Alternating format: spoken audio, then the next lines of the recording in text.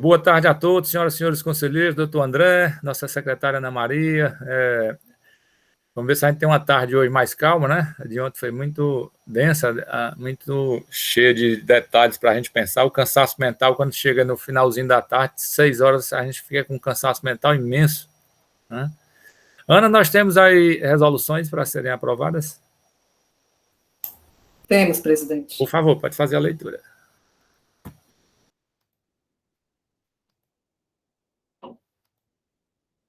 Boa tarde a todos. Os processos cujas resoluções foram enviadas para aprovação desta Câmara são os seguintes: do conselheiro Lúcio Flávio Alves, processo 248 de 2018, auto de infração 2017, 19305, da empresa Cotes Corrente. Processo 733 de 2018, auto de infração 2017, 22286, da empresa Votorantim Cimentos. Do conselheiro Micael Pinheiro de Oliveira, processo 2105 de 2016, auto de infração 2016, 10548, da empresa fornecedora de máquinas e equipamentos. Processo 6351 de 2017, auto de infração 2017, 18178, da empresa Sendas Distribuidora. Pronto, presidente, são esses. Alguma sugestão para alteração das resoluções?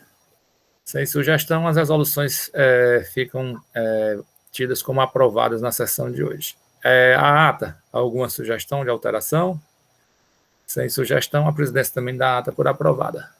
Vamos começar aqui pelo processo mais simples, que é da recorrente Novo Horizonte Jacarepaguá Importadora e Exportadora Limitada, processo número 1/999/2019, auto-infração 2018-18461. Relatoria da doutora Tereza Helena Carvalho Rebouças Porto, processo julgado procedente em primeira instância e teve parecer da assessoria processual tributária pela confirmação. Com a palavra, doutora Tereza. Obrigada, senhor presidente. Boa tarde, senhor procurador, senhores conselheiros, nossa secretária Ana Maria. Vamos aqui começar, né? O auto de infração é o 2018-18461, dígito 0, da acusação de deixar de escriturar no livro fiscal próprio, inclusive na modalidade eletrônica, documentos fiscais em operações de entradas de mercadorias durante os exercícios de 2014 e 2015, no montante de R$ 10.042.410,43. Foi lançada multa no valor de R$ 1.004.241,04. O autuante informa que realizou o cruzamento de dados obtidos junto às informações prestadas pelo contribuinte fiscalizado em sua FD nos anos de 2014 e 2015, e os dados relacionados às notas fiscais eletrônicas destinadas a este contribuinte no mesmo período. O agente autuante indicou como dispositivo legal infringido o artigo 276-G, inciso 1, do decreto 24569/97, e como penalidade a prevista no artigo 123.3G da Lei 12.670, alterada pela 16.258/2017. O contribuinte apresentou impugnação ao lançamento, conforme as folhas 27 a 39 dos autos. A julgadora singular afasta minuciosamente as alegações trazidas pelo impugnante, proferindo decisão pela procedência do auto de infração, aplicando a penalidade constante no artigo 123.3G da Lei 12.670/96, alterada pela 16.258. A empresa autuada interpõe recurso contra a decisão singular, conforme folhas 79 a 89 dos autos, solicitando a reforma do julgamento de primeira instância, alegando diversos equívocos, conforme apontamos aqui abaixo. Que no julgamento de primeira instância houve a inovação da fundamentação do auto de infração, quando qualificou a infração apurada também no artigo 276-A, parágrafo 3º do decreto 24569, diverso do auto de infração lavrado pelo fiscal autuante, que se ateve ao artigo 276-G inciso 1 do decreto 24.569/97, que a referida decisão deixou de observar o direito da recorrente de submeter-se à penalidade mais benéfica, constante no artigo 123.3L da Lei 2.670. Ele fala 123.3L, mas é porque ele se equivocou, é 8L mesmo, conforme infringências pacíficas das câmaras. Também que a decisão de primeira instância deixou de observar que diversas operações autuadas cingem a operação de transferência de ativo imobilizado entre estabelecimentos da recorrente, atraindo assim a redução da penalidade aplicada nos termos do artigo 126, caput e parágrafo único da Lei 2.670/96. Requer a nulidade do auto de infração por cerceamento ao direito de defesa, pois deveriam ter vindo aos autos os outros documentos citados nas informações complementares, tais como cópias das notas fiscais autuadas, as EFDs do contribuinte, refletindo os registros de entrada, e ainda as informações repassadas pelo laboratório fiscal da CELAB. Portanto, entende que houve violação ao artigo 93 da Lei 2.670/97. Da nulidade da decisão recorrida e do auto de infração por intempestividade da ação fiscal, por não ter observado o prazo de 180 dias para a conclusão da ação fiscal, sem que tenha sido anexado nenhum documento consolidando a renovação da ação fiscal, nos termos do artigo 1º, parágrafo 2º da Instrução Normativa número 6/2005, e que o julgador deixou de enfrentar tal alegação. No mérito, requer o reenquadramento da multa aplicada na penalidade mais favorável, a incerta no artigo 123.8L da Lei 2.670, traz várias resoluções proferidas pelo Conselho de Recursos Tributários e dos pedidos roga para acolher as preliminares recursais e reconhecer a nulidade ou improcedência, ou ainda reenquadrar a penalidade para a constante no artigo 123.8L. A assessoria processual tributária entendeu pela procedência da apresentação fiscal, aplicando a penalidade constante no artigo 123.3G da Lei 2.670, com as alterações da Lei 16.258, portanto, aplicando 10% do valor da operação. É só, senhor presidente, este é o relato. A presidência agradece a doutora Tereza. Agora vamos ouvir a manifestação do excelentíssimo senhor procurador.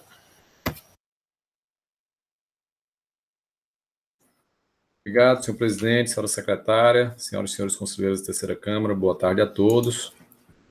Como bem relatado, trata-se de recurso ordinário da decisão de procedência do auto de infração, que constatou a falta de escrituração no livro de registro de entradas constante na FD do contribuinte de diversas notas fiscais de entrada nos exercícios 2014 e 2015, no montante de operações não escrituradas no valor de R$ 10.042.241,04, tendo sido aplicada a penalidade específica pelo descumprimento da obrigação tributária acessória prevista no artigo 123.3G da Lei 12.670/96, alterada pela Lei 16.258/2017, correspondente ao montante de R$ 1.004.241,04.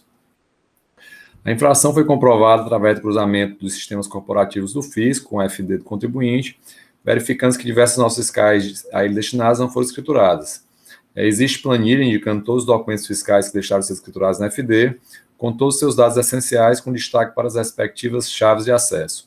O contribuinte foi intimado para comprovar a escrituração dos documentos fiscais, não tendo apresentado justificativa.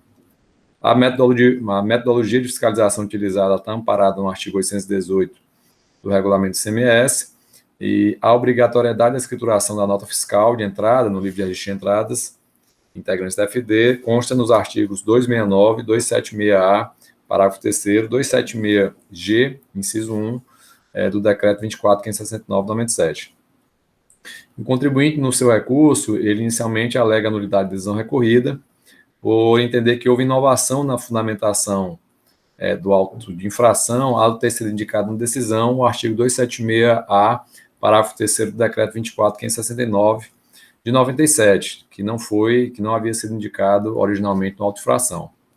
No entanto, não há como ser acolhida a preliminar. O julgador de primeira instância ele tem autonomia para realizar o controle de legalidade do lançamento tributário efetivado pelo agente fiscal, não estando adstrito aos fundamentos legais apresentados no auto-infração, podendo substituí-los ou complementá-los por aqueles que entender mais adequados à infração cometida. O referido dispositivo legal mencionado pelo contribuinte apenas dispõe que ele está obrigado a escriturar e prestar informações fiscais em arquivo digital referentes à totalidade das operações de entradas e de saídas de mercadorias, das aquisições, prestações de serviços, dos lançamentos realizados nos exercícios fiscais, de apuração e de outros documentos de informações correlatos. Ademais, ainda que não tivesse sido indicado os dispositivos infringidos no auto-infração, ou tivessem sido feitos de maneira equivocada, tal fato também não acarretaria sua nulidade, pois o contribuinte se defende dos fatos e não das combinações legais tidas por infringidas, ou daquelas referentes à penalidade imposta, podendo e devendo ser corrigido pelo julgador, pois a infração está perfeitamente determinada, conforme autoriza o disposto nos parágrafos 6º e 7º da Lei 15.614 de 2014. Prosseguindo, o contribuinte também alega no recurso a nulidade do auto-infração, alegando que houve a conclusão da ação fiscal em prazo superior aos 180 dias autorizados pela legislação e que não teria sido observado o disposto no artigo 1º, parágrafo 2º da Instituição Normativa 6 de 2005. No entanto, também não procede o argumento do contribuinte, como ele próprio reconhece, foi expedido novo termo de início de fiscalização, permitindo a conclusão da ação fiscal com a lavratura da auto-infração, tendo restado perfeitamente observado o disposto no artigo 88, parágrafo 2º da Lei 2.670/96. Como os senhores podem verificar, as folhas 9 do processo consta o mandado de ação fiscal de número 2018-11663, expedido pela autoridade competente, no caso, coordenador da administração tributária, prorrogando a ação fiscal tendo sido concluída dentro do prazo regulamentado. Também alega o contribuinte nulidade da auto-infração por ter ocorrido cerceamento de direito de defesa, diante da alegação de não instrução do processo com toda a documentação utilizada na ação fiscal. No entanto, ao contrário do que alega a recorrente, o auto de infração foi devidamente instruído, constando planilha de fiscalização relacionando todos os documentos fiscais a ele destinados que não foram escriturados na sua FD, conforme exige a legislação tributária, constando todos os seus dados essenciais, em especial a respectiva chave de acesso. O autuante verificou os registros fiscais da empresa, em contexto com as informações disponibilizadas ao fisco pelos seus sistemas corporativos, tendo sido identificadas diversas notas fiscais de entradas não escrituradas no livro respectivo da FD. Portanto, os documentos fiscais em que se baseou o auto de infração foi a própria FD escriturada e transmitida pelo contribuinte, bem como as notas fiscais eletrônicas a ele destinadas, as quais poderiam ser consultadas por ele através das chaves de acesso informadas na planilha de fiscalização. Assim, trata-se de documentos fiscais eletrônicos que estão à inteira disposição do contribuinte e devidamente indicados na documentação que instrui o auto de infração.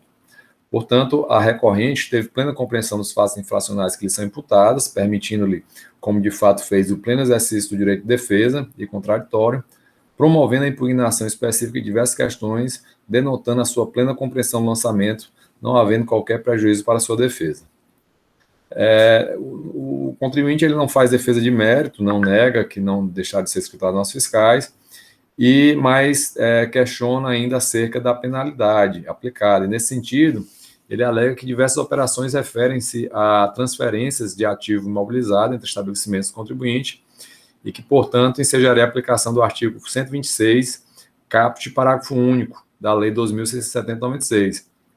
Examinando a planilha de fiscalização, a gente verifica que a maioria das notas fiscais, de fato, são referentes a operações ou já tributadas por ICMS e tributária ou não tributadas, o que autorizaria a aplicação da atenuante do artigo 126 da Lei 2.670/96, devendo, portanto, nossa compreensão, ser indicado esse dispositivo como fundamento legal para estas operações. Todavia, tal fato não acarreta a redução da penalidade aplicada, previsto no artigo 123, 3G da Lei 12.670/96, com a alteração da Lei 16.258 de 2017, cujo valor passou a ser correspondente a 10%, portanto, o mesmo percentual previsto no artigo 126. Dispõe o artigo 144 CTN, que o lançamento se reporta à época da ocorrência dos fatos geradores, regendo-se pela legislação então vigente, apenas prevalecendo a redação da norma posterior, quando for mais benéfica por força do artigo 106, inciso 2, a linha C do CTN. Assim, deve ser aplicada a penalidade do 123.3G, né, com a redação da Lei 1658, o que foi feito pelo autuante, confirmado pela decisão de primeira instância, pois a penalidade realmente de 10% era mais benéfica do que a anteriormente previsto na redação vigente à época dos fatos geradores. Portanto, nesse ponto, apenas deve ser corrigido o fundamento legal, mas isso não tem qualquer impacto na penalidade aplicada, que seja para as operações sujeitas ao 123.3G, seja as operações sujeitas ao caput 126, será a mesma penalidade de 10%. Por fim, não há que se cogitar da aplicação de penalidade do parágrafo único do artigo 126, pois a infração é justamente a falta de escrituração fiscal das notas fiscais de entradas destinadas ao contribuinte. E, apesar da redação vigente à época dos fatos permitir a aplicação da atenuante no caso de existir escrituração contábil, não foi alegada ou produzida qualquer prova nesse sentido pelo contribuinte. Por fim, o contribuinte sustenta a necessidade de aplicação da penalidade mais benéfica, com base no artigo 112 do CTN, requerendo reenquadramento para a penalidade 123.8L da Lei 2.670/96. No entanto, entendemos que não deve ser cogitado do reenquadramento dessa penalidade, pois o 123.8L trata de omissão ou divergência em arquivo eletrônico, a qual somente poderia ser aplicada ao caso concreto se não existisse penalidade mais específica, pois trata-se de penalidade de caráter subsidiário. Não há qualquer dúvida a literalidade do 123.3G ao se referir a deixar de escriturar livro fiscal próprio para juiz de entradas, inclusive na sua modalidade eletrônica, ela prevalece sobre a constatação derivada que se trataria de uma omissão em um arquivo eletrônico, existe uma penalidade específica, razão pela qual entendemos que não cabe o reenquadramento. Assim, a PGS manifesta pelo conhecimento do recurso ordinário para negar-lhe provimento, confirmando a decisão de primeira instância de procedência da ordem de infração, indicando como fundamento legal a penalidade do artigo 123.3G da Lei 2.670, com a redação da Lei 16.258 de 2017 para as operações tributadas, nossos fiscais que há destaque do ICMS, e para as demais operações, o que não há destaque do ICMS, o artigo 126 caput da Lei 2.670, conforme explanado anteriormente. Então, essas são as considerações, senhor presidente. Agradecer ao doutor André, e agora o processo está em discussão pelos conselheiros. Pronto, senhor presidente, podemos começar pelas alegações, da recorrente. Vamos lá. Deixa eu abrir aqui de novo o relatório, aqui, que ele pede. Que no julgamento de primeira instância houve a inovação da fundamentação do AI quando qualificou a infração apurada também no artigo 276-A, parágrafo 3º do decreto 24.569, diverso do auto de infração. Eu afasto, senhor presidente, porque o artigo 276 exatamente fala da obrigação, escrituração fiscal digital, da FD, nos termos e nos prazos estabelecidos nesta seção. E a obrigação do julgador aplicar a penalidade correta, a penalidade não, os artigos infringidos, Portanto, não houve aqui nenhum prejuízo ao contribuinte. Portanto, eu afasto tal nulidade. Em discussão. Presidente, só para complementar o que a conselheira Tereza colocou e o doutor André, haveria inovação no sentido de você ter só mudado a questão da autuação, da motivação da autuação. Mas no caso presente aqui, ele fez, como bem disse a doutora Tereza, só adequar realmente a penalidade, aliás, ao artigo violado, de acordo com os fatos trazidos pelo auto de infração. Então, também concordo com a relatora, presidente. Mais alguém? Algum conselheiro vota em contrário à relatora? Então, por unanimidade de votos, fica afastada a presente nulidade. Pode seguir, doutora Tereza. Que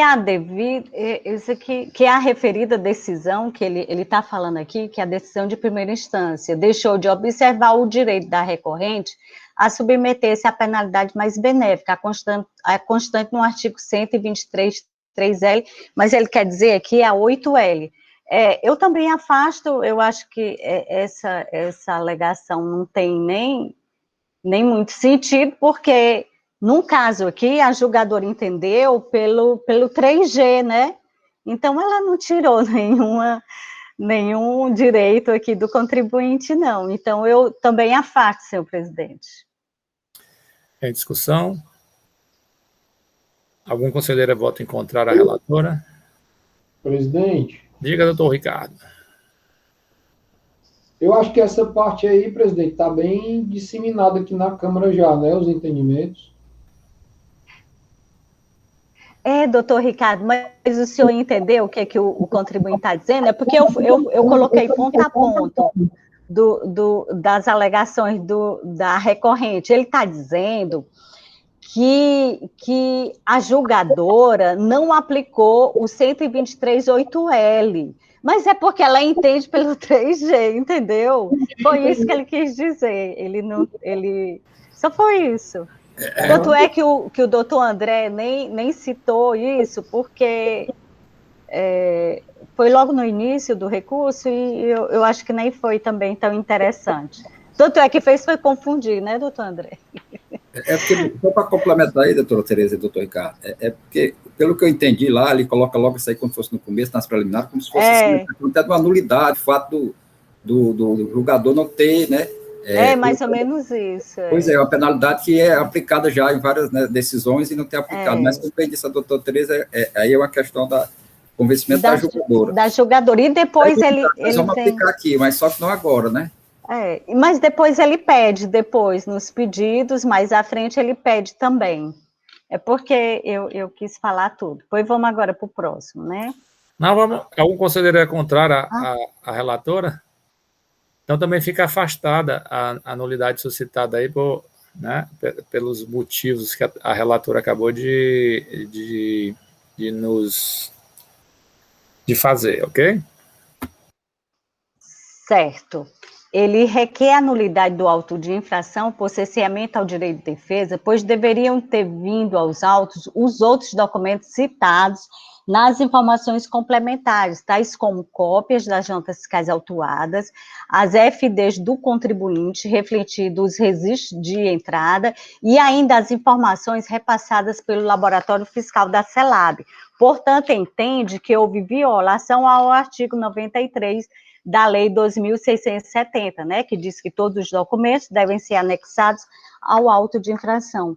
Mas o que a gente observa aqui, senhor presidente, é que as folhas 13 até as folhas, não tem CD, mas até as folhas 19, consta a relação de todas as notas fiscais, o emitente, a chave de acesso que ele pode acessar, né, por esse código, a descrição da natureza da operação, se é devolução de remessa, se é venda, se é outras saídas, venda de mercadorias a terceiros, aí tem o número da nota fiscal, a data da emissão, o código, o tipo de código, o valor da base de cálculo e o valor do ICMS, está tudo descrito, não tem aqui o que... Agora, ele diz que o fiscal não colocou a cópia das notas fiscais, só que daqui a pouco a gente não vai mais nem trabalhar com papel, né, senhor presidente? Só de forma digital, né? Portanto, eu afasto também, senhor presidente. Algum conselheiro é contrário? Então, por unanimidade, também fica afastada a presente nulidade. Pode seguir, doutora Tereza. Da nulidade da decisão recorrida e do auto de infração por intempestividade da ação fiscal, por não ter observado o prazo de 180 dias para a conclusão da ação fiscal, sem que tenha sido anexado nenhum documento consolidando a renovação da ação fiscal, nos termos do artigo 1º, parágrafo 2º da Instituição Normativa 06/2005, e que o julgador deixou de enfrentar tal alegação.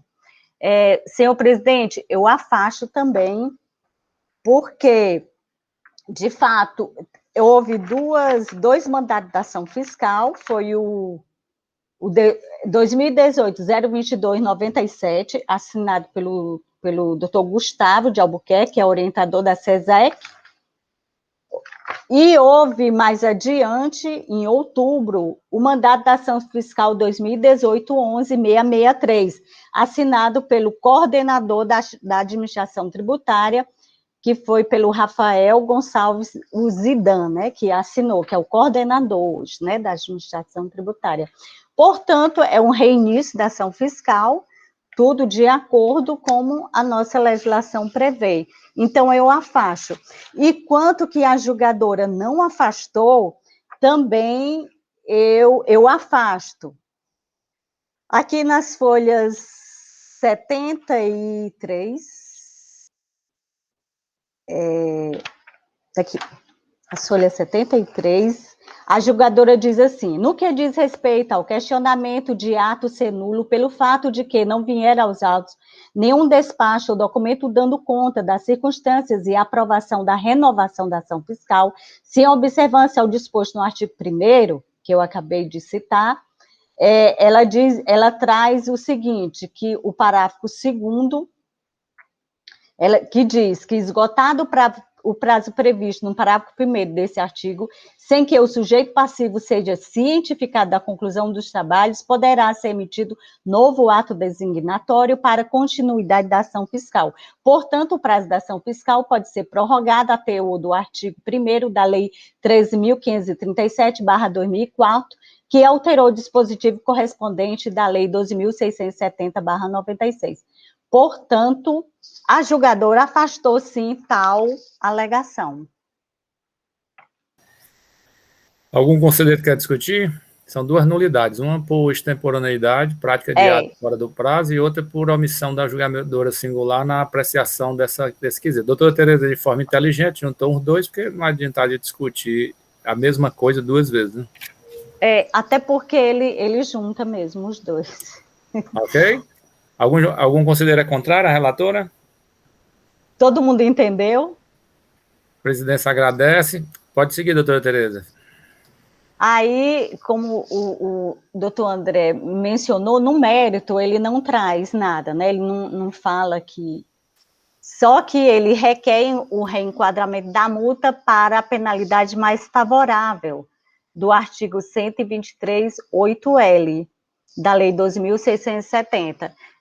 Eu também afasto, senhor presidente, por entender que a 123.3G está perfeitamente tipificada ao caso de deixar de escriturar no livro fiscal próprio, inclusive na modalidade eletrônica do documento fiscal, portanto, eu afasto também tal penalidade.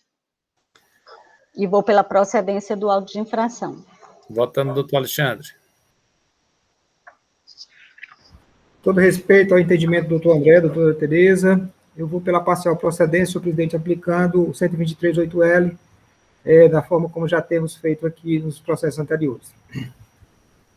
Doutor Felipe. Acompanha a divergência, presidente. Doutor Micael. A divergência, presidente. Doutor Ricardo. Divergência, presidente. E doutor Lúcio. Divergência, presidente. Então, por maioria de votos, a terceira Câmara de Julgamento resolve afastar as nulidades suscitadas no presente recurso, conforme relato feito agora há pouco pela doutora Tereza, né? Uma a uma, a Ana Maria vai consignar na ata.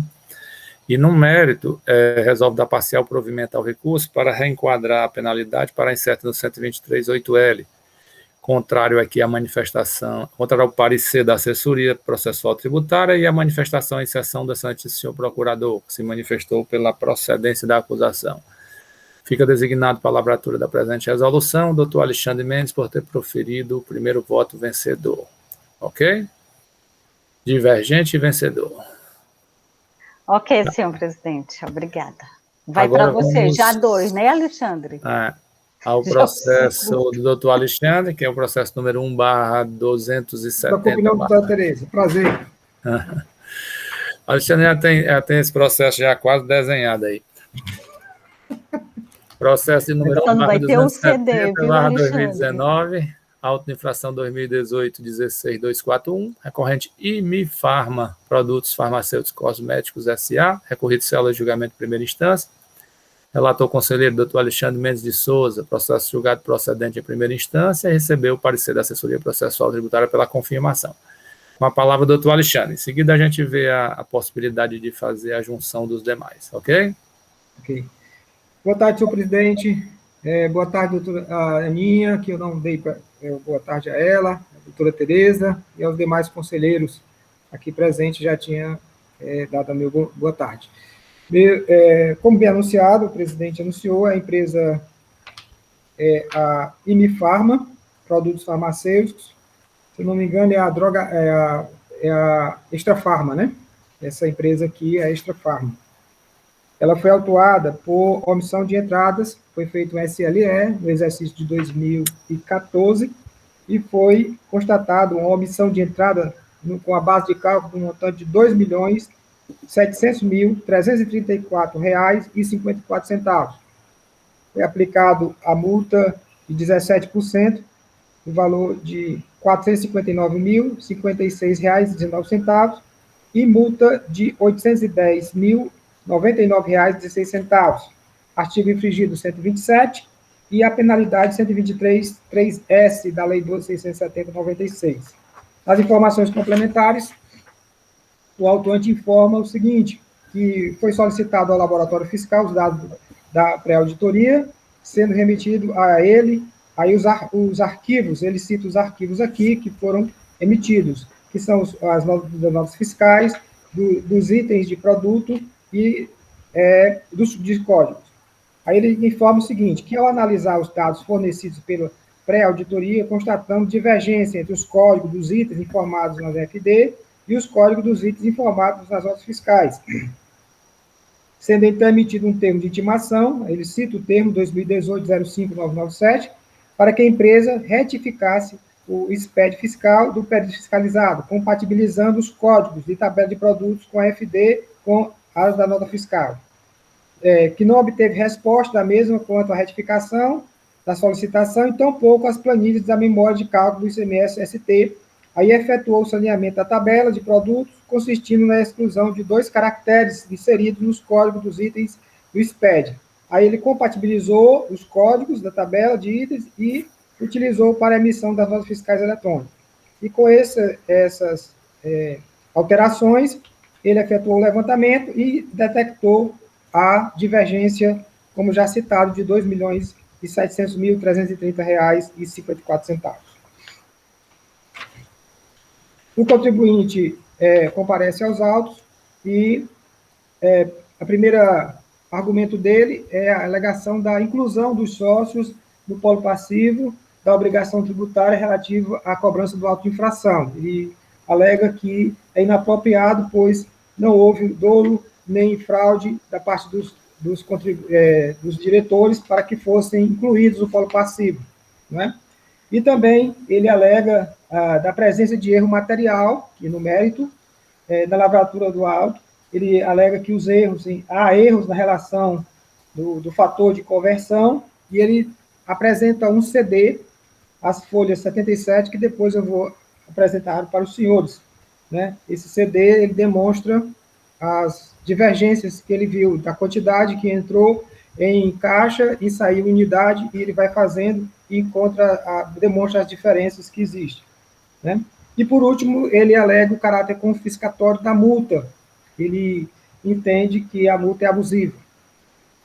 O processo foi para julgamento de primeira instância.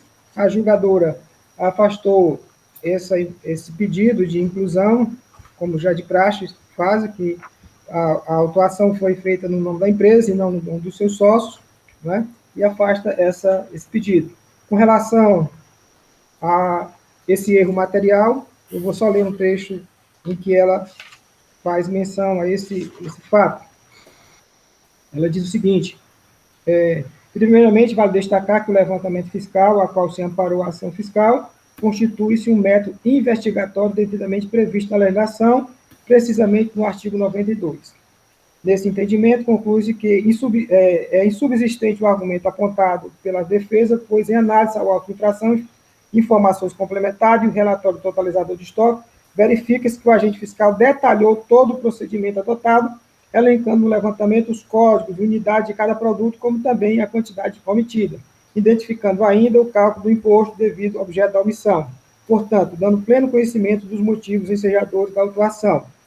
Aí, em tempo, vale salientar que no transcorrer da ação fiscal, a empresa autuada foi intimada a se manifestar sobre a diferença apurada no relatório totalizador.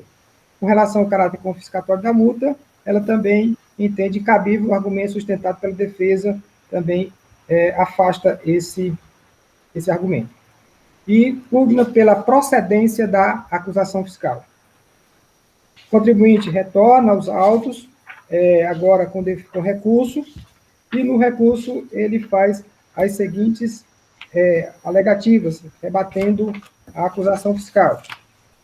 Primeiro, novamente, ele alega indevida a inclusão dos diretores, né, que a demanda como corresponsável pela autuação, que não foram praticadas nenhuma conduta típica do artigo 135, como já citei, não houve dolo, fraude, nem simulação, e alega presença de erro, aí agora ele cita que na entrada das mercadorias oriundas do centro de distribuição foram apuradas, ele retifica essa informação. Uma caixa que contém muitas unidades do produto, enquanto ingressaram no estabelecimento autuado, foram registrados como unidade, gerando essa inconsistência. Nessa sistemática, a entrada de uma caixa, que na realidade representa 100 unidades, por exemplo, em confronto com a posterior registro do estabelecimento autuado por meio de unidades, no caso 100, resultará numa suposta omissão de entrada e falta de recolhimento do imposto sobre 99% das mercadorias, 99 mercadorias, conforme se afere a documentação encartada junto ao documento 04, que citei, as folhas 76 e 77 dos autos. E alega novamente o caráter confiscatório da multa aplicada, e, ao final, nos pedidos, pede que seja julgado nulo ou improcedente o auto de infração. O parecer da assessoria processual tributária vai também no mesmo sentido no julgamento singular e pugna pela procedência, manter a procedência da acusação fiscal nos termos do julgamento, senhor presidente. Senhores conselheiros, senhor presidente, é esse o relato.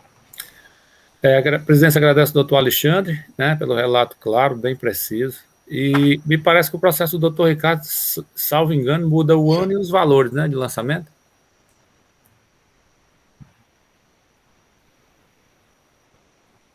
Vou anunciar aqui. É o processo 1/489/2019, auto de infração 2018-16245, recorrente IMI Farma Produtos Farmacêuticos e Cosméticos S.A., recorrido cela de julgamento de primeira instância, relatoria do Dr. Ricardo Feira Valente Filho, processo julgado procedente em primeira instância, e recebeu o parecer pela confirmação. Com a palavra, Dr. Ricardo. Obrigado, presidente. Realmente, presidente, o processo trata muita similitude do processo do Dr. Alexandre. O meu processo é o auto de infração número 2018-162, 45 dígito 4, também da mesma empresa. O período da minha infração que é diferente, ela é de janeiro a dezembro de 2015, e o relato da infração foi a omissão de entradas de mercadorias decorrente do levantamento quantitativo de estoques, através do levantamento do levantamento quantitativo de estoque de mercadorias, constatou-se a omissão de entradas de mercadorias tributadas por entradas no montante referente ao exercício de 2015. Tá? Da mesma forma, apresentou a impugnação ao auto de infração. O julgador de primeiro grau entendeu pela procedência do auto de infração, mantendo os mesmos argumentos do agente fiscal. A empresa apresentou recurso ordinário de maneira tempestiva, trazendo os mesmos pontos da sua impugnação, e a assessoria processual tributária também entendeu, por conhecer do recurso, mas para negar-lhe provimento. Né? Eu não ia entrar nem nesse ponto, mas como o doutor Alexandre entrou, presidente, na questão do sócio, a gente tem um pouco de divergência nesse ponto. Mas o processo seguiu para conhecimento da Procuradoria do Estado, e esse é o relato, presidente. Obrigado, doutor Ricardo. Doutor André, o processo do doutor Felipe também levantamento de estoque, a fundamentação do recurso é a mesma, né? A inclusão dos diretores no polo passivo e um defeito na execução do levantamento referente digamos assim, a conversão de unidades, né, doutor Felipe? Tudo muito semelhante, presidente, só muda que, basicamente, valores, diz respeito ao exercício de 2015 e trata de omissão de saídas.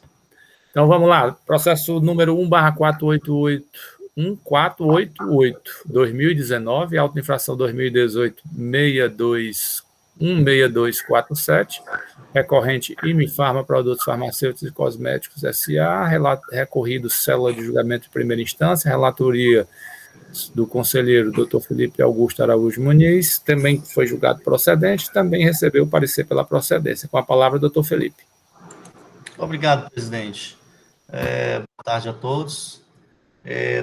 Conforme já dito, trata-se da acusação de omissão de saídas tributadas por substituição tributária no montante de 15.736.033,66 referente ao exercício de 2015. O agente autuante apontou como violado o artigo 127 e artigo 176A do decreto 24.569/97 e aplicou a penalidade prevista no artigo 123.3b, item 2 da Lei 12.670 de 96. Fundamentação da autuação exatamente conforme já relatado pelo conselheiro Alexandre, motivo pelo qual não faz sentido repeti-la.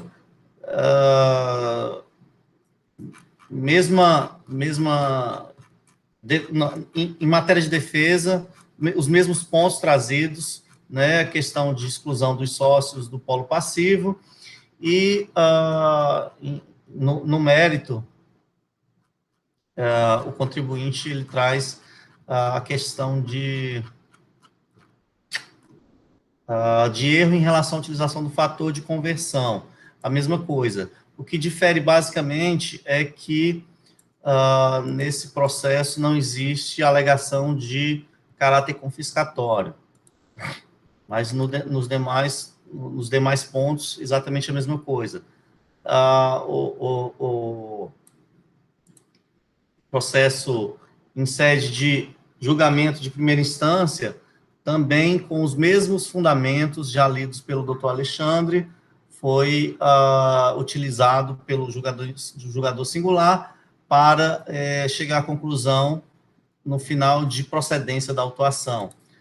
No recurso ordinário do contribuinte, ele repete novamente as mesmas alegações, os mesmos argumentos, igualmente não traz o caráter confiscatório, mas os demais pontos exatamente iguais. E o parecer, no sentido de opinar pela confirmação da decisão de primeira instância. Presidente, conselheiros, esse é o relato.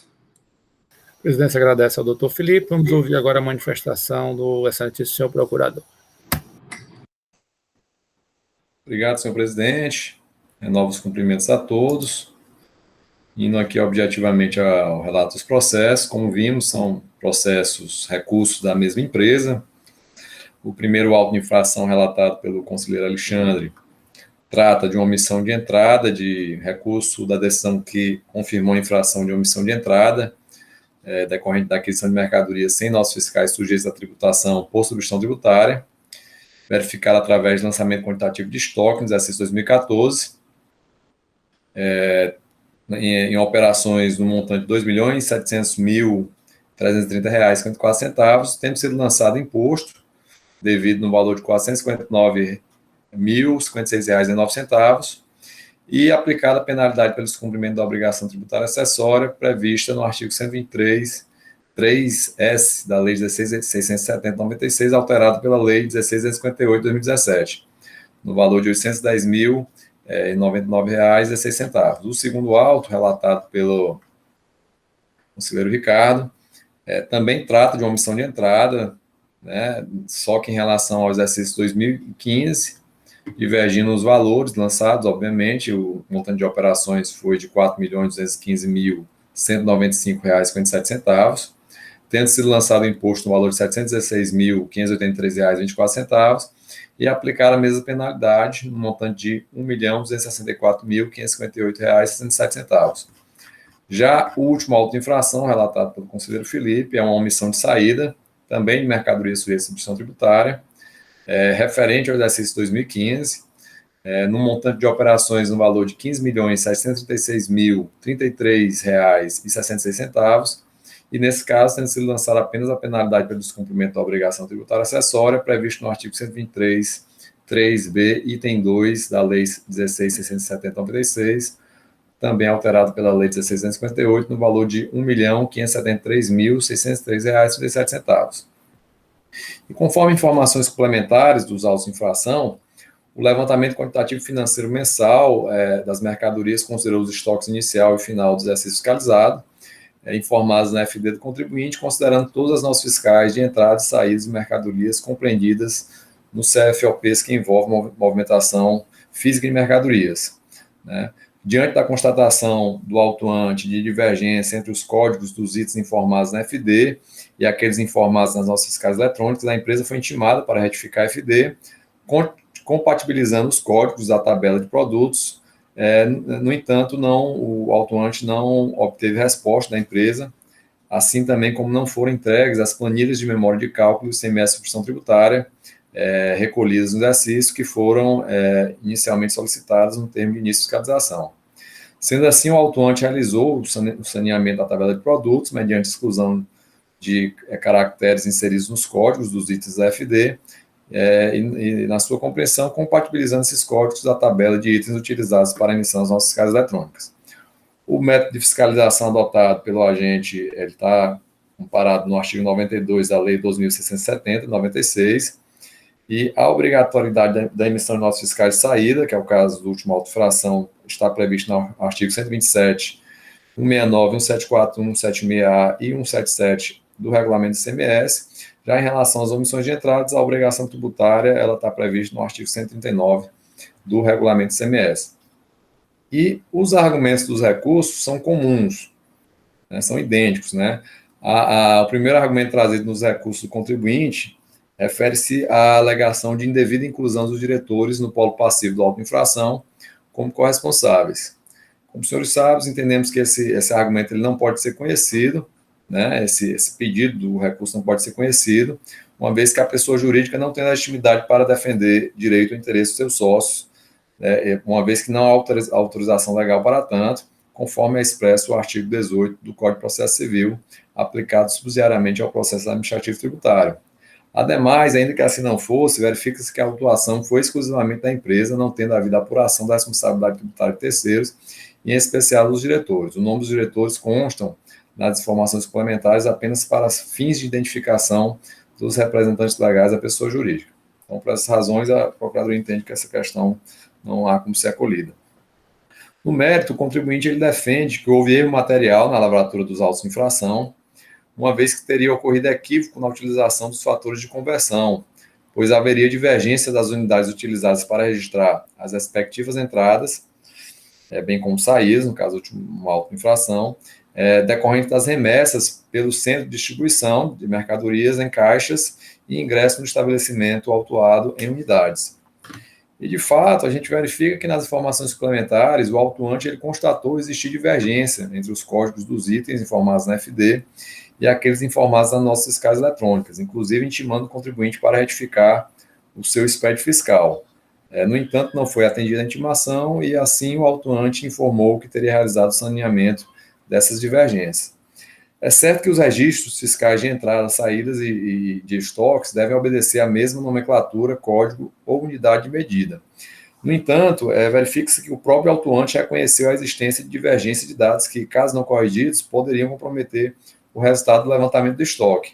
Por outro lado, o recorrente sustenta que, mesmo diante do alegado saneamento realizado pelo autuante, houve equívoco na utilização do fator de conversão, trazendo por amostragem diversos exemplos em que as mercadorias foram consideradas em unidades diversas nas entradas e nas saídas, sem a adequada conversão, conforme planilha existente no CD anexado à impugnação.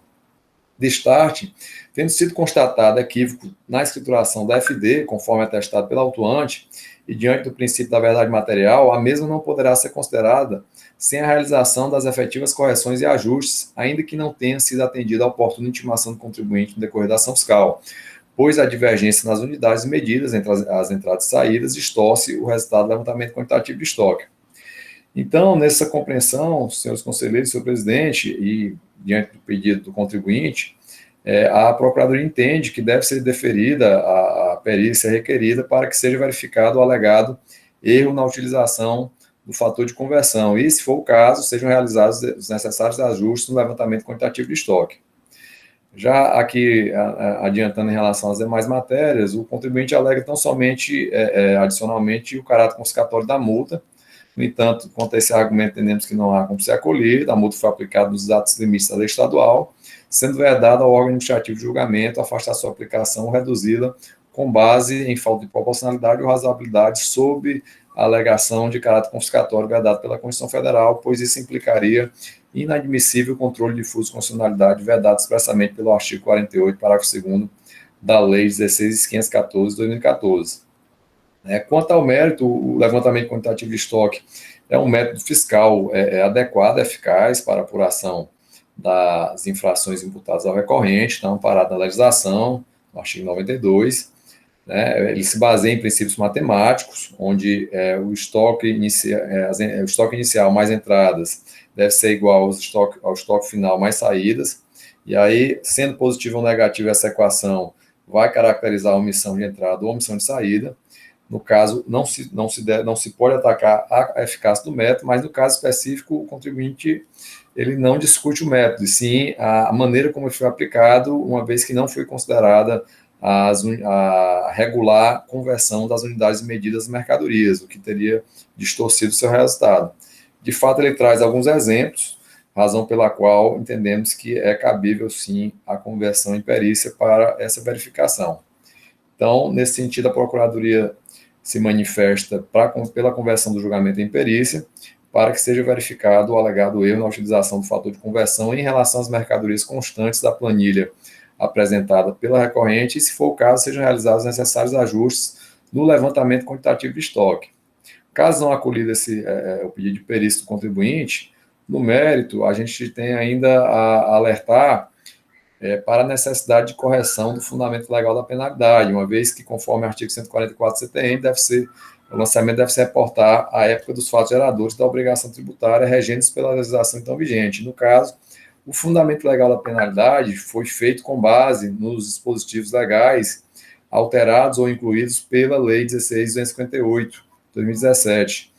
No entanto, tais dispositivos não trouxeram qualquer penalidade mais benéfica ao contribuinte, razão pela qual não resta autorizada a sua aplicação retroativa, razão pela qual entendemos que deve, caso superado o pedido de perícia, se já vá para o julgamento do mérito do recurso, seja conhecido o recurso, mas negado provimento e confirmando a decisão de primeira instância, mas indicando como fundamento legal das penalidades o artigo 123.3a para as omissões de entrada e o 3b para a omissão de saída, com a redação vigente à época dos fatos geradores. Em síntese, são essas nossas considerações. Obrigado.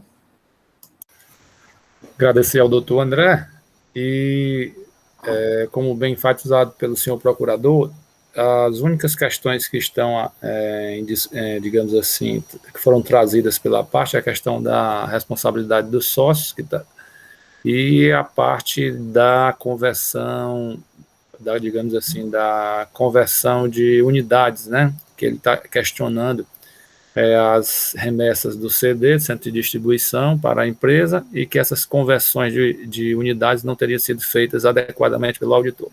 Ok?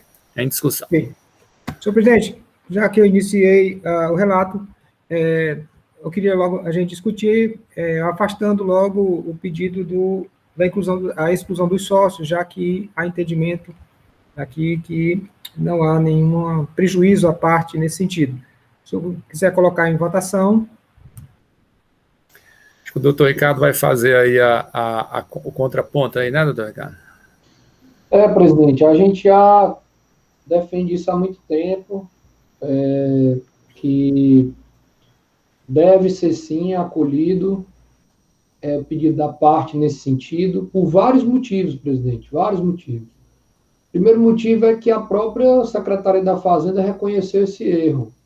E a Secretaria da Fazenda reconheceu esse erro quando ela publicou o decreto recentemente. O doutor Lúcio deve saber o número, eu falhou aqui minha memória em relação ao número, mas recentemente a Secretaria da Fazenda editou um decreto e publicou esse decreto, obrigando que os agentes, né, os auditores, no momento da oportunidade da lavratura do auto de infração, eles também notifiquem o responsável pela empresa ou por quem está respondendo pela empresa, para que essa pessoa possa se defender.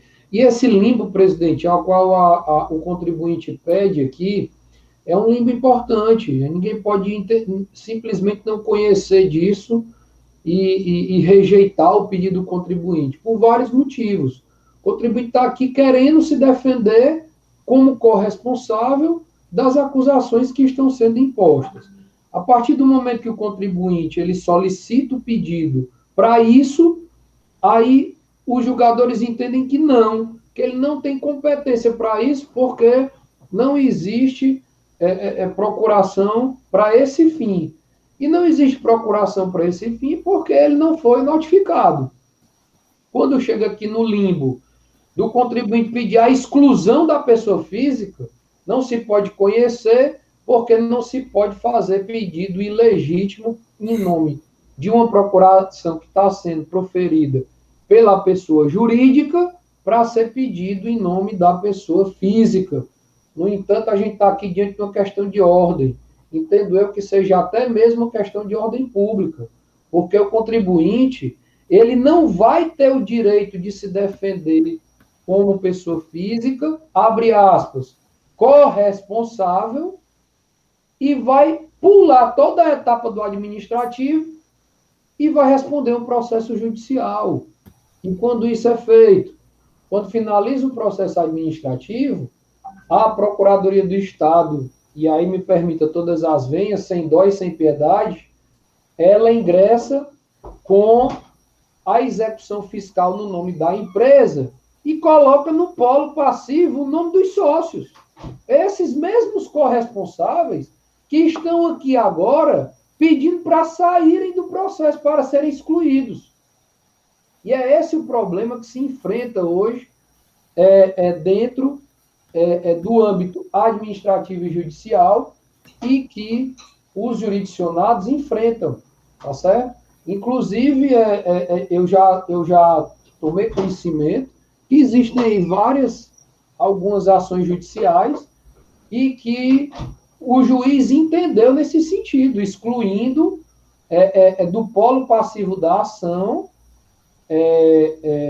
pessoas físicas corresponsáveis, as quais não tiveram o direito de se defender administrativamente, presidente. Então, com todas essas nuances que eu tenho e tive a honra de levantar essa bandeira aqui dentro do CONAT, desde do início, quando comecei, há 5 anos atrás. Eu acho que hoje eu e o Felipe somos os decanos, né, dos classistas, e desde o meu ingresso eu defendo essa bandeira e levanto essa bandeira. Inclusive foi por mim, solicitei na Câmara Superior, fiz um pedido formal como conselheiro para que a presidente do CONAT debatesse isso com a secretária da Fazenda, e foi a partir daí que adveio esse decreto, vamos dizer assim, consertando esses problemas. Logicamente que esse decreto ele foi discutido com a Procuradoria do Estado, foi discutido com o Procurador-Geral do Estado, com a Procuradoria Fiscal, com a secretária, com a diretoria do CONAT, mas eu tenho a honra de dizer que sempre levantei essa bandeira e sempre defendi isso, porque é um absurdo o contribuinte não poder ser excluído aqui do processo administrativo, não poder se defender no processo administrativo e vir a responder uma execução fiscal como polo passivo juntamente com a empresa. Obrigado, presidente. Votando agora, doutor Felipe.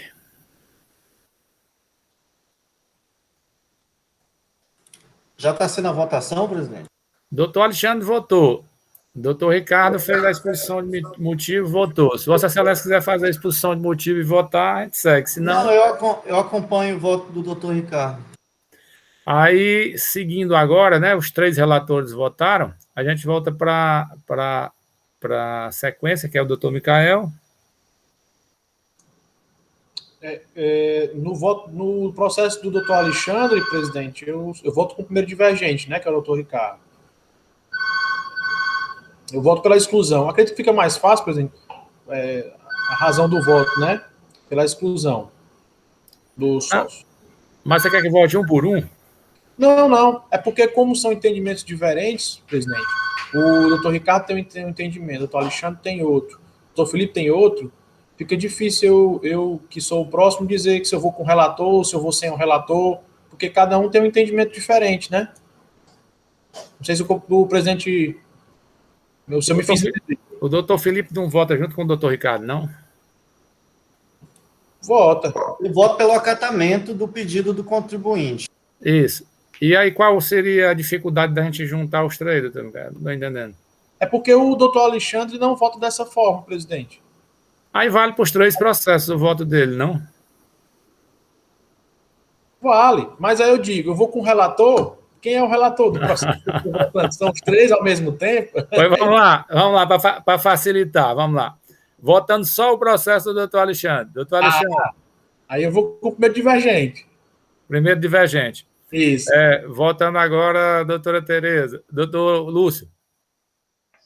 Presidente, só fazer umas considerações, doutor Ricardo, nesse assunto, realmente eu acho que realmente foi um dos primeiros a levantar essa questão, mas eu vou aqui, né, fazer não defesa de Estado nem da Fazenda, né?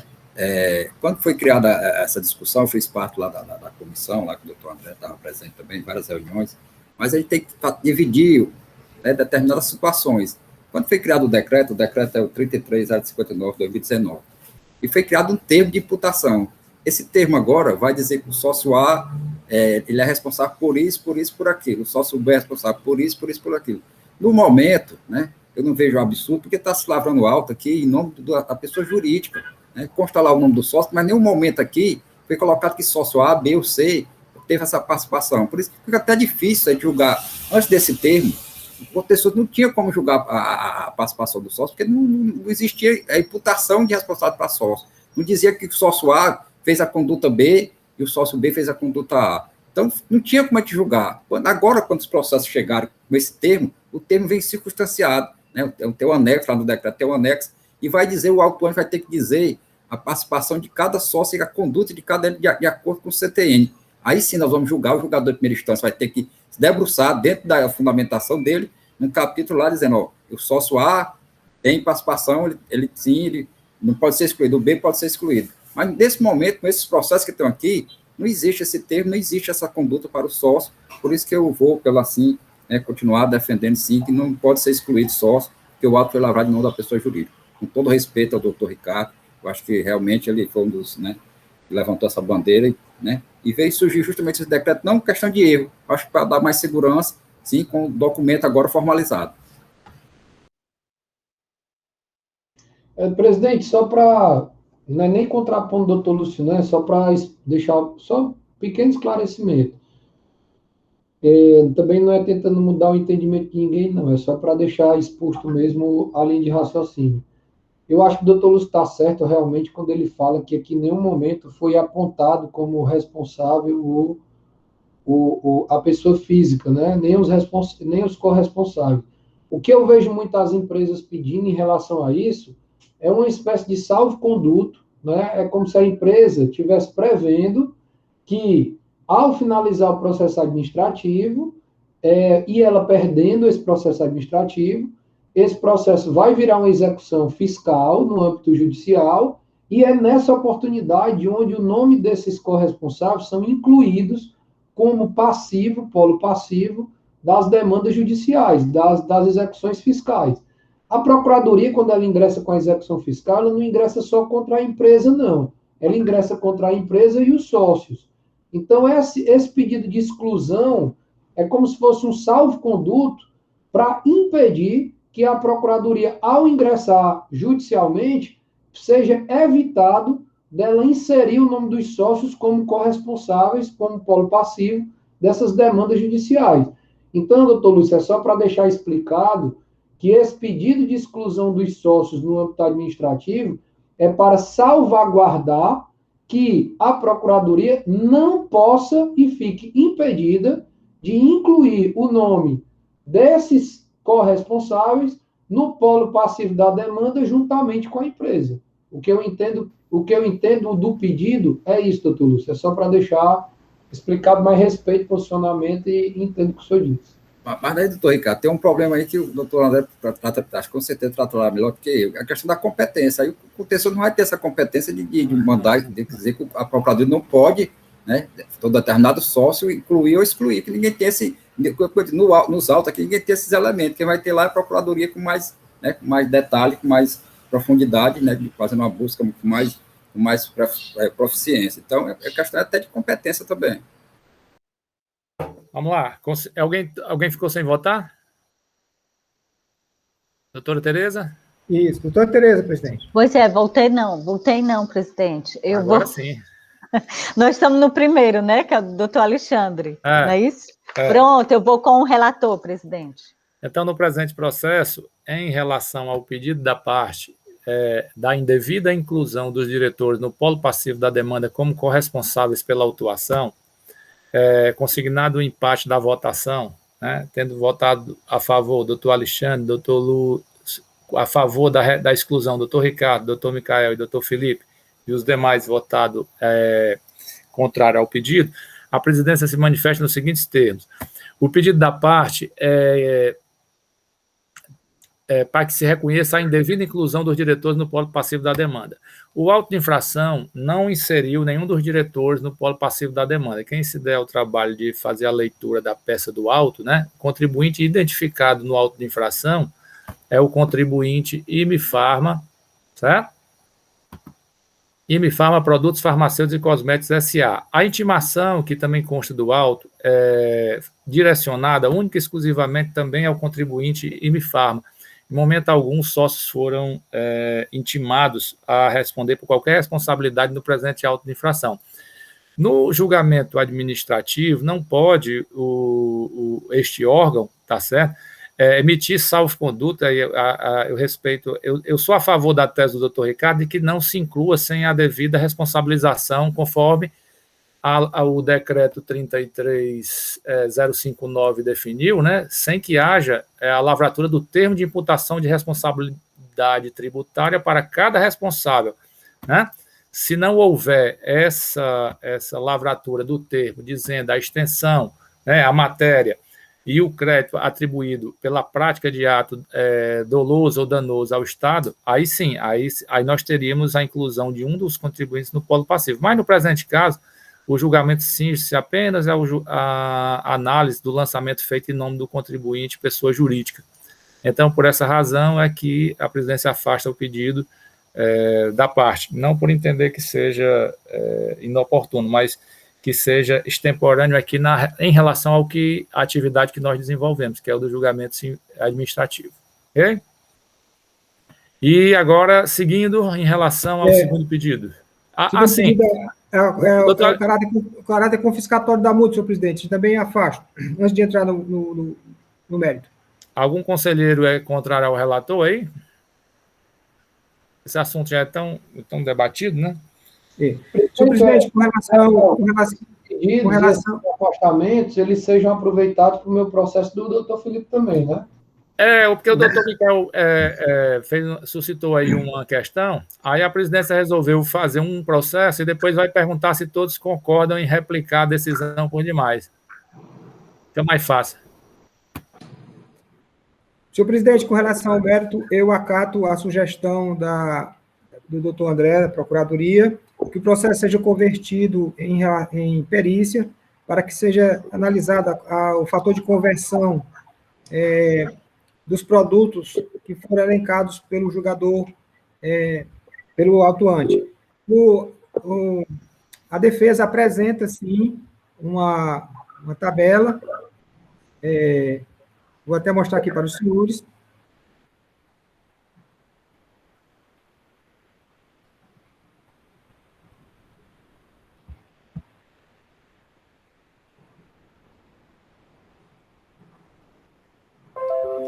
Estão vendo aí a tabela? Está dando para ver? Está perfeita, do Alexandre. Pois é, ele apresenta os produtos, falando que está em caixa, a quantidade, e ele vai mostrando o fator de conversão, e ao final ele mostra que há uma divergência de quantidade por conta que foi colocado em unidade. E aí está aqui a diferença que ele apresenta. Então, senhor presidente, eu entendo, eu analisei, fiquei observando, fazendo essa comparação pelos produtos, pelo quantitativo, e verifiquei, sim, que tem uma divergência que deve ser verificada pela perícia. A gente percebe aí que há uma materialidade no argumento, há uma digamos assim, uma produção de contraprova, há uma indicação dos elementos que devem ser revisados. Então, isso vai trazendo uma certa uma construção, né, no julgamento do conselheiro, que permite uma segurança da conversão. Isso, né? presidente. Presidente, eu tinha só uma questão para levantar. Eu concordo com o relator aí, mas é o seguinte, ó, a gente pode observar esse processo na informação complementar, a gente vai ver que o autor fez uma intimação para a empresa, a questão do código, o código da FD não correspondia com os códigos que estavam na nota, né? E a empresa não respondeu e o próprio autor excluiu, né, de alguns códigos e 2 componentes para fazer o trabalho dele, né? E fez também a questão da memória de cálculo do ST, isso aqui não está em discussão. Mas se você observar bem a questão, tanto o julgamento como o parecer, eles vão numa linha que é uma linha até certa, tem um certo sentido, não, tem toda uma lógica do COTEP, né? Diz que a empresa, do código que ela receber, a responsabilidade do código é dela, ela recebe no código, se ela quiser vender no outro, ela tem que fazer essa conversão, para fazer essa transformação, né? E assim é o COTEP que determina. Recebeu no código A, ela quer vender no código diferente, B, ela tem que fazer, ela mesma tem que fazer, porque senão vai dar esse furo que possa ter dado nesse processo. Eu queria só um reparo para a gente ter o cuidado, que o doutor Alexandre disse que olhou aí, eu não leio as notas, mas se realmente a empresa ela fez isso nas notas lá, ou quer fazer agora, entende? Então eu fiquei com essa dúvida. Então eu sugeria, para ficar uma coisa mais precisa, assim, no meu entender mais completo, que a gente, o primeiro item da intimação, da perícia, fosse para a empresa realmente apresentar isso aí já com detalhe, porque realmente eu não fiquei com segurança de que ela tenha feito isso nas notas fiscais lá, ou foi feito a posterior, querendo fazer essa conversão depois. Existe o K220, que isso aí pode ser feito, é uma coisa que é natural, é lógico, você compra um produto, quer vender no outro, isso aí fica a critério da empresa, ela tem autonomia para fazer isso aí, e existe lá um campo específico para isso, né? Mas eu, pela leitura que eu fiz das peças processuais, eu não consegui saber, desde o começo, que o próprio autor colocou lá na informação complementar, que o código já era diferente, né? Ele pediu para ela esclarecer, ela não esclareceu, ele excluiu de cada código lá, ele excluiu 2 caracteres, né? E depois ela vem com essa planilha, né? Até realmente diferente daquele processo né? Aliás, semelhante ao de ontem que a gente discutiu, quando realmente tem uma contraprova, como o presidente disse, a gente deve ter um maior cuidado, né? Aquela coisa só genérica, né? Deve ter um cuidado, porque senão pode até ferir o contraditório e a defesa do contribuinte. Mas o ponto que eu trago é isso, né? Ficou bem entendido. A gente pedir para a empresa realmente esclarecer, trazer esses pontos, né? Já para o perito lá, dizendo, isso aqui foi feito assim, a nota é essa, a diferença do código é essa, a conversão foi feita, porque senão o perito vai fazer um trabalho que a empresa não fez. Minha preocupação é só nesse sentido. Entendi, conselheiro Lúcio. Concordo com a vossa senhoria. Em discussão? Existem certos advogados que preferem levar a discussão de processo para o judiciário, tá certo? E, às vezes, se apegam em determinadas falhas, né, do julgamento singular, em que eles apresentam fragilidades, apresentam provas, e, às vezes, essas provas não são analisadas, né? E o judiciário não é o melhor conhecedor da matéria tributária em relação à execução. Ele pode ser até melhor do que o contencioso em relação digamos assim, ao direito formal, mas ao direito material, ninguém melhor do que o contencioso entende como é que isso se constitui, né? Uhum. Então, eu acho que, às vezes, quando você tem todos esses elementos, a prudência, né, requer que você faça a conversão para elidir qualquer possibilidade do Estado, né? Receber a sucumbência disso aí, né, presidente? Exatamente. Tá certo. Tá ok? Pode votar, doutor Alexandre. Pela conversão do curso do processo em perícia, senhor presidente, e eu vou fazer os quesitos e vou enviar para a doutora Tereza, Ana Maria, desculpe, para constar na ata. Pronto. Basicamente, é a verificação, né, da conversão dos itens indicados pelo contribuinte ou algum outro que venha a ser proposto pelo assistente técnico, né? Se o doutor André quiser colocar algum item, por gentileza, pode enviar aí para botar no WhatsApp aí que a gente inclui. Ok, doutor André? Doutor Felipe, votando. Presidente, eu acompanho o entendimento, o voto do relator, no que tange a questão da conversão do processo em realização de perícia. Eu só quero alertar quanto à questão do caráter confiscatório da multa, que essa questão não consta no meu processo, para não ser repetido na ata. Ok. Votando agora, doutor Micael. O relator, presidente. Doutor Ricardo. No mesmo sentido, presidente. Doutor Lúcio. Relator, presidente. E doutora Tereza. Com o relator. Então, no presente processo, a terceira Câmara de Julgamento resolve, por unanimidade de votos, conhecer do recurso ordinário, afastar o pedido de exclusão dos sócios do polo passivo, conforme já mencionado no relato feito pelo doutor Alexandre e nos votos do doutor André, que terão, digamos assim, consignado parte dessa manifestação na ata, e converter o custo do processo em realização de perícia para que seja verificado o quesito trazido pelo contribuinte em relação à conversão das suas unidades transferidas do seu centro de distribuição para a sua empresa. Ok?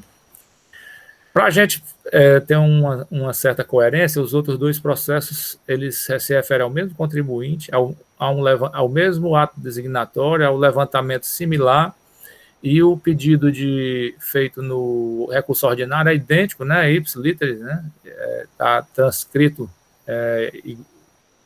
em todos os três recursos, tem o mesmo pedido. A presidência pergunta aos conselheiros se a gente pode replicar essa decisão para os outros dois processos, com a única observação feita pelo doutor Felipe de não se manifestar em relação à multa confiscatória, que no dele não foi solicitado. Ok? Ok. Com isso, a gente consegue, digamos assim, dar uma celeridade nesse julgamento, e aí, por ocasião dessa nossa decisão, a gente concluiu a pauta do dia de hoje, né? Convidar a todos para a sessão de amanhã, processos da DM Têxtil, todos os processos da tarde de amanhã serão da DM Têxtil, relatoria da doutora Tereza, do doutor Alexandre, doutor Felipe e doutor Lúcio Flávio. Ok? Agradecer a todos, né? Sobrou um tempinho aí para o doutor André se dedicar mais aí ao material do mestrado, a doutora Tereza continuar aí nas resoluções, e uma boa tarde a todos. Boa tarde. Até amanhã, presidente. Presidente, a pauta de hoje era para ser de amanhã, viu? Não, mas amanhã acho que é tranquilo também. Doutor André disse que nunca devemos dizer isso, né? Pois é. Boa tarde a todos.